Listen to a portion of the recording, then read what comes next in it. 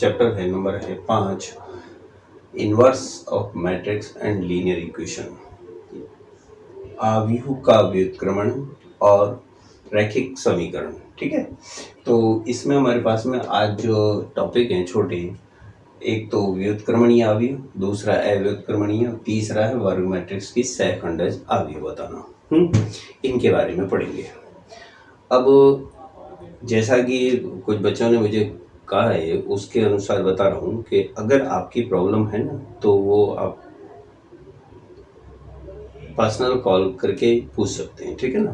तो अब यहाँ मैं आपको एक आव्यूह बता रहा हूँ, व्युत्क्रमणीय आव्यूह। तो इसको बोलते हैं नॉन सिंगुलर मैट्रिक्स। ठीक है, व्युत्क्रमणीय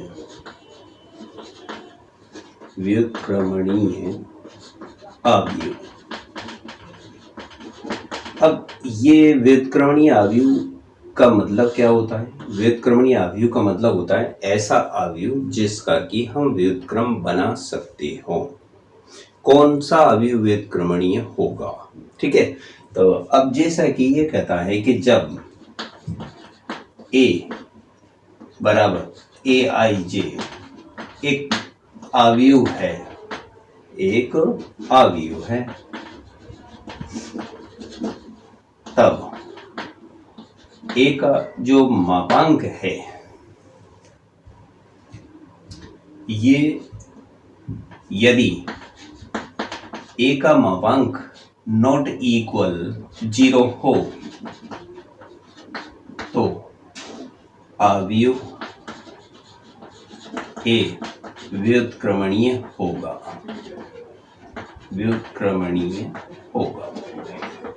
यानी हम उसका व्युत्क्रम निकाल सकते हैं। क्या निकाल सकते हैं? व्युत्क्रम का मतलब होता है उल्टा, रेसिप्रोकल निकाल सकते हैं। ठीक है, तो हम यहाँ इसको व्युत्क्रमणीय यानी उल्टा निकाल सकते हैं। अब a का व्युत्क्रमणीय कौन होगा? a inverse. ये a इनवर्स ये निकाल सकते हैं हम, सम उसमें उपस्थित होगा। ठीक है, तो a व्युत्क्रमणीय होगा यानी वो a बन सकता है। ठीक है, ये स्वयं नहीं होगा, a बन सकता है। ठीक है, तो अब यहाँ आव्यूह a व्युत्क्रमणीय हो जाएगा यानी बन जाएगा। ठीक है, अब दूसरी बात है, जैसे कि इसका मैं एक एग्जांपल लेता हूँ कि एक आव्यूह दे रखा है a बराबर, ये आव्यूह में हम कोने मोड़ के लिखते हैं, ये बात ध्यान रखना। 1 2 3 और ये 4। ठीक है, ये आव्यूह है। अब इसका मापांक मान कैसे निकाला जाता है? a का मापांक करने का मतलब है कि हम ये जो आव्यूह में जो कोने मोड़ कर लिखा है ना, इसको सीधा स्ट्रेट करके लिख देते हैं 1 3 2 4। हाँ, एक बात ध्यान रखना कि व्युत्क्रमणीय हो या अव्युत्क्रमणीय हो या आपको सहखंडज निकालना हो, ये सारा आव्यूह आपको एक वर्ग मैट्रिक्स में ही काम आएगा। क्या है? एक आव्यूह है, वर्ग आव्यूह। यहाँ एक वर्ड डाल लो जिससे याद रह जाए। ठीक है, तो ये वर्ग आव्यूह है यानी इसमें या तो वो 2x2 होगा या वो 3x3 होगा या 4x4 होगा। हमारी बुक में 2x2 और 3x3 के ही हैं सवाल। ठीक है, तो अब इसको सरल कैसे करते हैं? देखिए, लीडिंग डायगोनल ऊपर से नीचे की ओर पहले अवयव को इसके दूसरे अवयव से मल्टीपल करते हैं, तो ये कहलाता है 1 × 4 माइनस अपर डायगोनल 3 को 2 से मल्टीपल कर देते हैं 3 × 2, तो इसका परिणाम आया 4 - 6।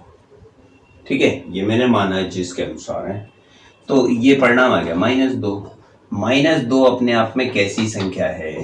क्या ये 0 के बराबर है? नहीं, ये 0 के बराबर नहीं है।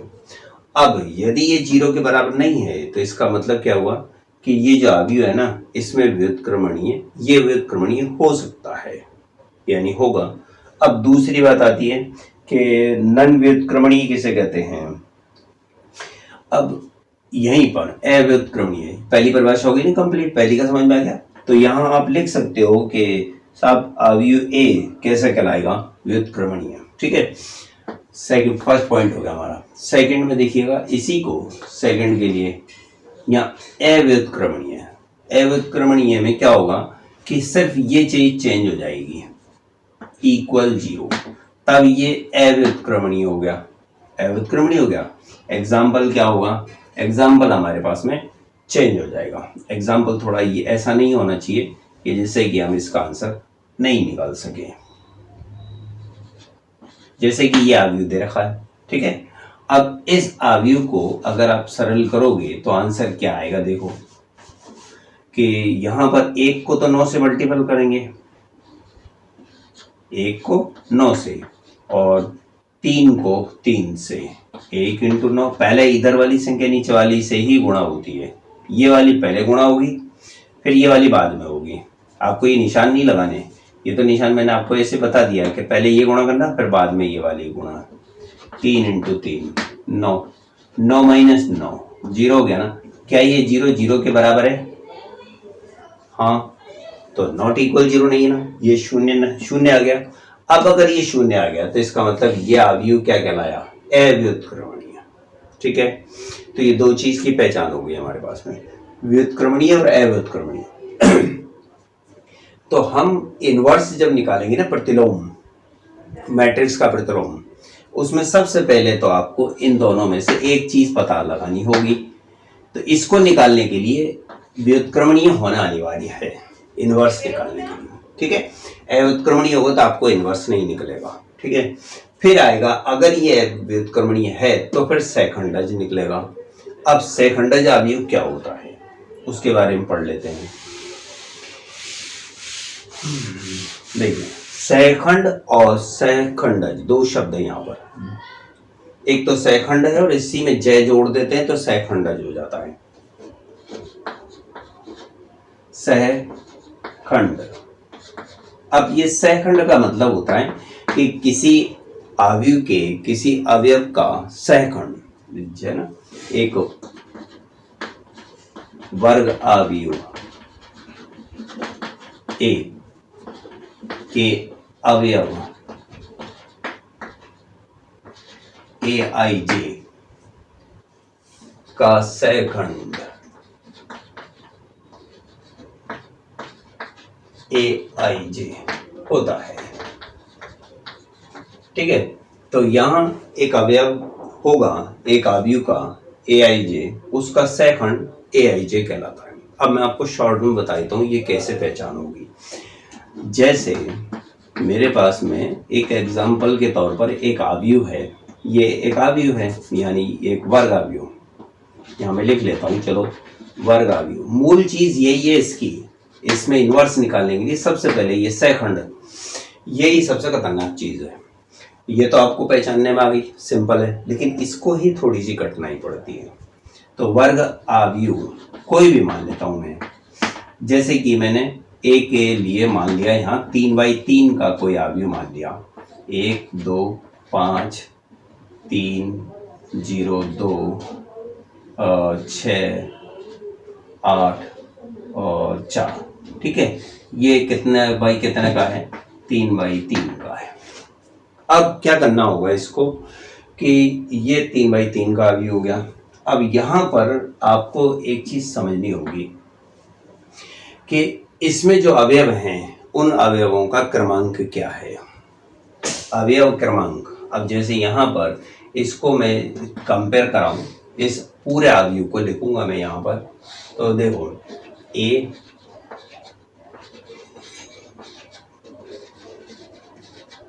11 12 13 21 22 23 31 32 और 33। अब देखो मैंने ये 3/3 का एक आव्यूह माना है, इसका ही मैंने रूप यहाँ लिखा है, लेकिन ये मैंने अवयवों के क्रमांक के बारे में लिखा है। तो मेरा जो पहला अवयव है ना 1, वो A11 कहलाता है, पहली पंक्ति पहले स्तंभ के अवयव है।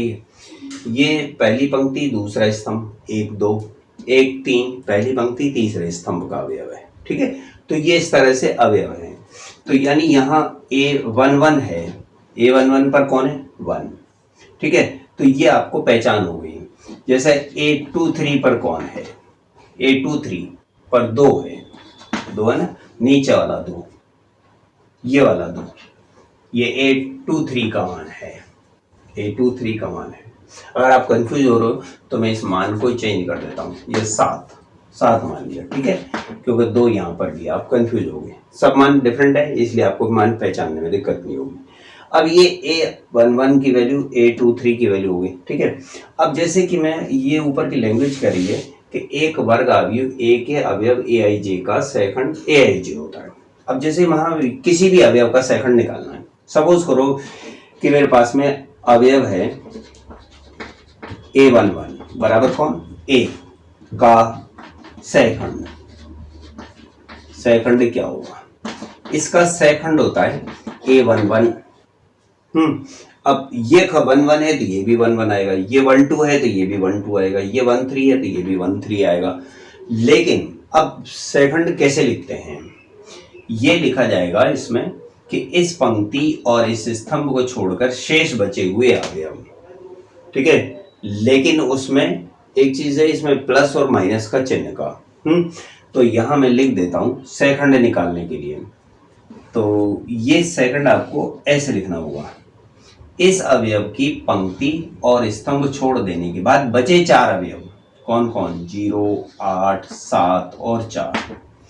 अब आगे जो चिन्ह लगाना है वो लगाना है माइनस की घात कितना, 2, क्यों, ये होता है, इस तरह से निकाला जाता है, ये AIJ बराबर -1 की पावर IJ और यहाँ लिखेंगे MIJ, ठीक है, -IJ, ये वास्तविक रूल होता है ये AIJ निकालने का। तो ये MIJ माइनर कहलाया, यानी उपसारणिक, उपसारणिक यानी इस अवयव का उपसारणिक हो गया, इसकी पंक्ति और स्तंभ को छोड़कर, ये तो उपसारणिक हो गया। लेकिन ये कहता है -1 की पावर I + J। अब ये I + J का मतलब हो गया I और J दोनों को जोड़कर, तो ये 1 और 1 को जोड़ूंगा तो कितने हो गए, 2, तो मैं 2 लगा दूंगा, ठीक है। तो फिर इस पंक्ति और स्तंभ को छोड़कर ये इसका माइनस इसमें जोड़ दिया, तो इस तरह से यहाँ मान आया, ये प्लस हो गया। अब माइनस की घात, -1 की घात 2 का मतलब प्लस हो गया, तो ये बचा 0 8 7 और 4। अब आप इसको सरल कर सकते हो, पहले आप ये मल्टीपल करोगे, 0 × 4 -8 × 7, ठीक है, तो 0 - 8 7 56, तो इसका मतलब ये परिणाम कितना आया, -56। इस तरह से हम प्रत्येक अवयव का सेकंड निकालेंगे, पहले हम सेकंड निकालेंगे प्रत्येक अवयव का, ये तो एक अवयव का हुआ। इसी प्रकार अब जैसे इसी प्रकार दूसरे का देखते हैं, किसी भी अवयव का देखिए आप, जैसे कि मैं A32 का देखना चाहूंगा, A32 बराबर कौन सा अवयव है, A32 पर 8 है, तो मैं 8 लिख लेता हूं। अब का सेकंड A32 बराबर, अब क्या करेंगे बताओ, इस नियम के अंतर्गत -1 की घात 3 + 2, ठीक है। अब यहां सेकंड लिखेंगे, ये -56 यहां लिख देता हूं।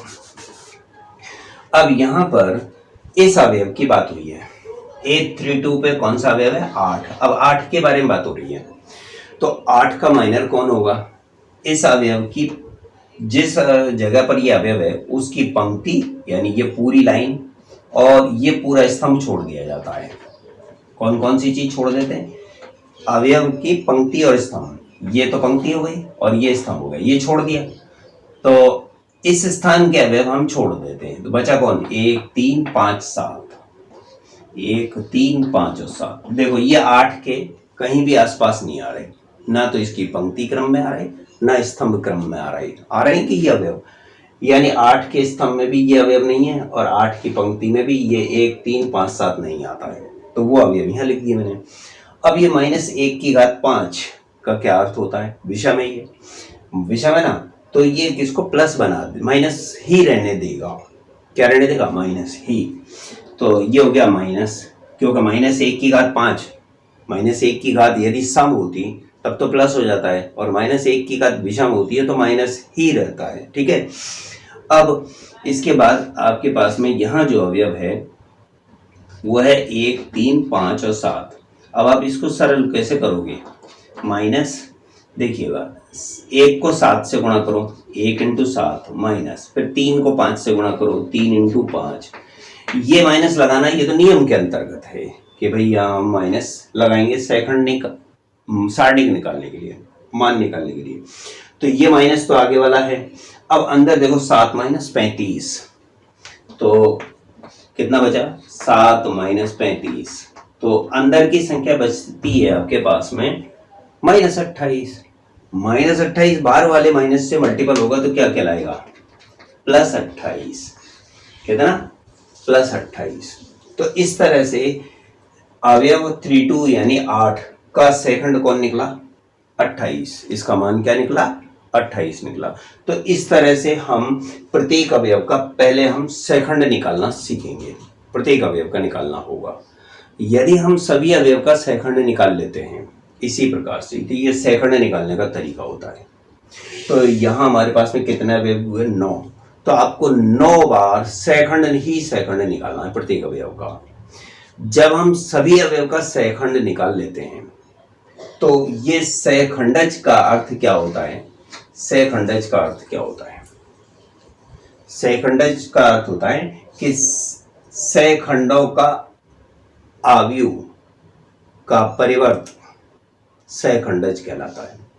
यानी इसकी परिभाषा क्या होगी हमें वो बता देता हूं। सेकंडज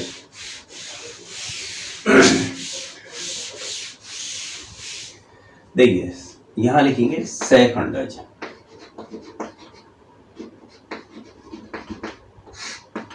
किसी वर्ग आव्यूह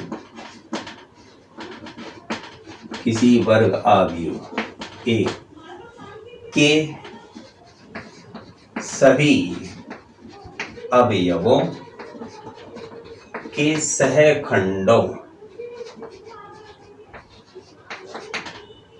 से निर्मित आव्यूह का परिवर्त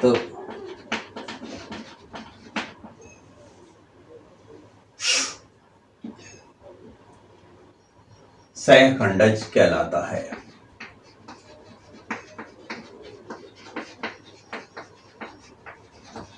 ठीक है, ये मैंने क्या है बुक से हटकर थोड़ा ऑन लैंग्वेज में लिखवाया है मैंने।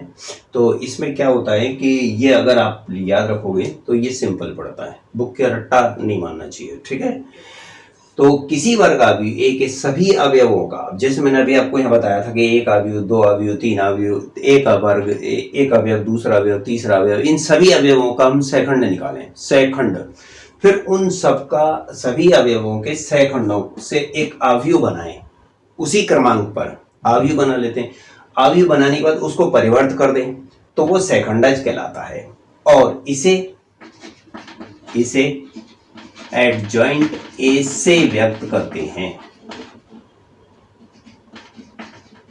किससे व्यक्त करते हैं? एडजॉइंट ए से।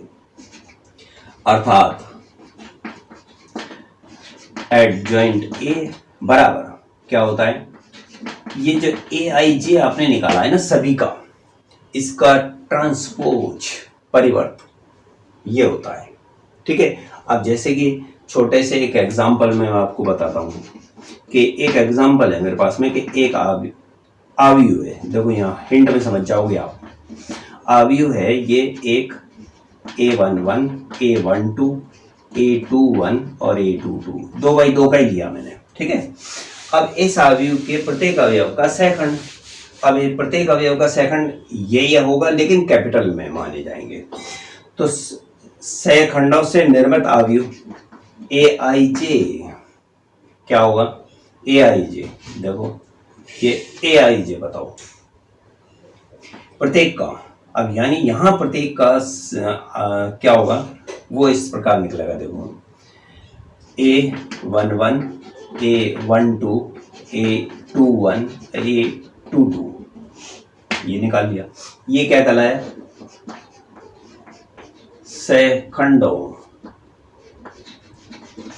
का अवयव, यानी इन चार अवयव का, अब जैसे इसका सेकंड ये है, इसका ये है, इसका ये है और इसका ये है, अलग से निकालेंगे तब, फिर उनको हम यहीं रखेंगे इसी स्थान पर, ठीक है। फिर इसका परिवर्त करने पर अब ये सहखंडज यानी एडजॉइंट ए बराबर, ये कहलाता है ए आई जे की पावर टी, यानी बराबर में इस पर टी लगा देते हैं, A11 A12 A21 A22, ऊपर से टी लगा दो। अब ये टी परिवर्त ट्रांसपोज का क्या मतलब होता है, पंक्ति स्तंभ में बदल देना, A11 A12, ठीक है, A21 और A22, तो ये जो ज्ञात हुआ ना हमको, ये एडजॉइंट कहलाता है। अब आपको मैंने ये बताया कि ए आई जे कैसे निकालते हैं, यहाँ ये याद रखना कि ए आई जे निकालने का तरीका मैंने आपको यहाँ बता दिया था, -1 की पावर आई प्लस जे और माइनर आई जे, है ना, तो ये इसमें मौजूद है। तो ये स्टेप होता है टोटल, इस तरह से ये सहखंड निकलता है। आया आपके समझ में? तो आज आप क्या है, थोड़ा सा इसको माइंड में रखना, तो ये किस प्रकार से निकलता है।